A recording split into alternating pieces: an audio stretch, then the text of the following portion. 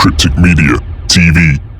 What's going on, guys? It's your boy Cryptic coming at you with another news story in relation to police corruption and criminal coppers. So this is a story off the back of an update published this month to a story that originally came to light in 2017. I never heard about this one until now. It's another story that flew under the radar, no pun intended. A former glamour model who was filmed sunbathing naked in her garden by a police officer in a helicopter has won £200,000 in her legal battle against the force. Tracy Dixon, 54, claimed South Yorkshire police invaded her privacy and caused her distress by refusing to reveal how often she was spied on by Adrian Pogmore, 54. Pogmore filmed her naked using the force's helicopter, which had a camera capable of reading a number plate from 2 miles away. He's looking at you, kid. Pogmore, who was part of the air support unit, also used the equipment to spy on other sunbathers and a couple having sex on their patio. He was sacked from the force and jailed for 1 year in 2017. Ms. Dixon previously told how she attended the same school as Pogmore and feared he had secretly been stalking her for decades. She said, "He is a taxpayer-funded pervert. While he was flying around for his own sexual kicks, criminals were on the run." She has now reached a settlement with South Yorkshire Police, but did not disclose whether they had paid the full £200,000 she demanded.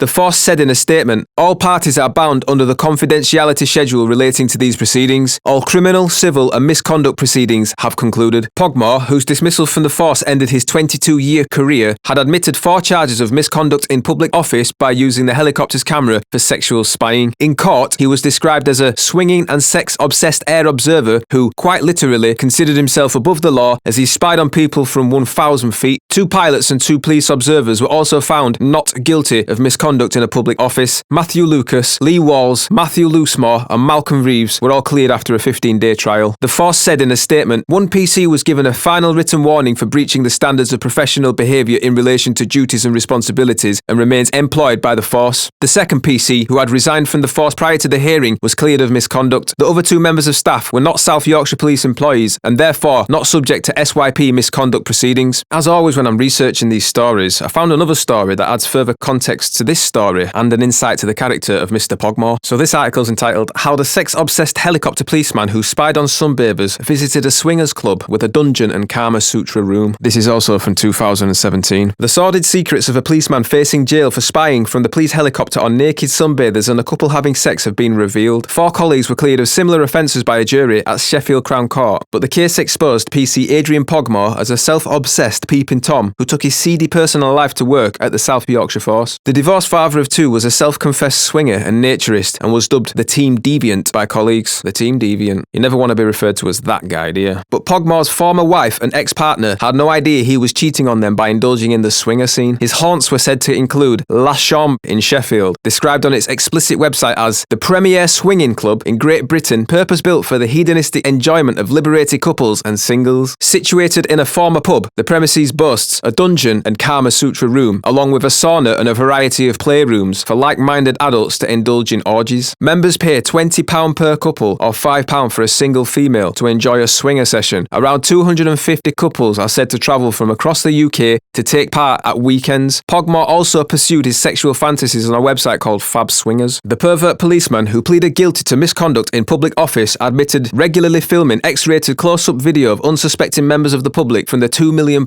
force helicopter for his sexual gratification. Pogmore had become friendly with a married couple living in his hometown of Rotherham who frequented La Chambre. During the summer, they had weekly sex sessions in their back garden. It was here that the pair, in their 40s, had sex on a clear July day in 2008 as Pogmore watched and filmed them from above. And for all you voyeurs out there, the Sun actually has a video of it. So if you want to see some pixel-on-pixel action, it's in the link in the description. But I wouldn't recommend you bother. The Westcam MX-15 camera attached to the aircraft is among the most sophisticated in the world and is capable of reading a number plate from 2 miles away. So the colour monitors inside the helicopter left nothing to the imagination. The wife was naked and her husband was wearing only a Manchester United top. Both enjoyed putting on a show, the court heard, and Pogmore subsequently handed the husband a DVD of the footage. But naturists at a rural campsite were filmed without their knowledge sunbathing and were horrified when the footage came to light. Colin Woods, owner at the Candy Farm campsite for naturists, said, "It's a shock that a police officer would do it. You'd think, wouldn't you?" Other people filmed sunbathing naked by Pogmore included a former model. In October 2014, his ex-wife reported him to the police for having a sex tape taken from the helicopter. He was sacked in March 2015 for gross misconduct, but forgot to empty his personal drawer at work. His stash of peeping Tom recordings were found, leading to the prosecution of Pogmore and his 4 colleagues. 2 pilots and 2 police observers who were on board with him during the 4 flights when the illicit filming took place over a 5-year period were found not guilty of the same offence. They claimed to have no idea what Pogmore was up to as they patrolled the skies in search of criminals. A police spokesman said that despite the not guilty verdicts, disciplinary proceedings will continue against the 4 officers. So there you have it, guys. Another deviant police officer. All I'm saying is don't be surprised, because there's a lot of stories like this. Thankfully,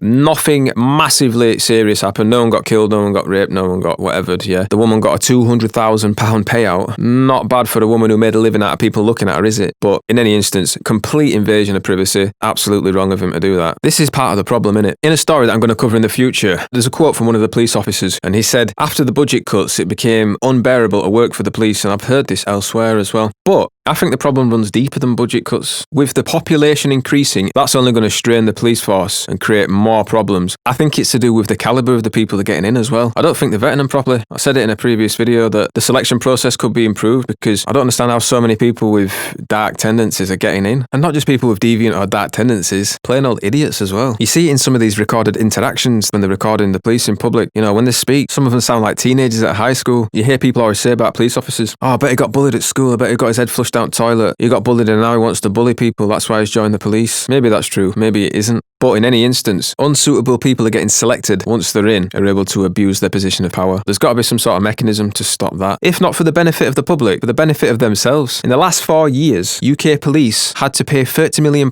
in out-of-court settlements. So you add that to the budget problem. Come on, it's chaos. And if the police can't even put their hands up and admit that there's a problem, and admit that reform is needed, then the future's looking bleak. But is that just me being pessimistic? Guys, chime in please. Let me know what you think in the comment section below. I'm going to wrap this one up. I've got to get to Le Charme. It's got 4.6 stars out of 5 on Google reviews. I really hope you enjoyed the video. Please do us a solid. Please like, share and subscribe if you enjoyed the video. Massive thank you to all my subscribers. Much love, man. Take care of yourselves and I'll speak to you all soon.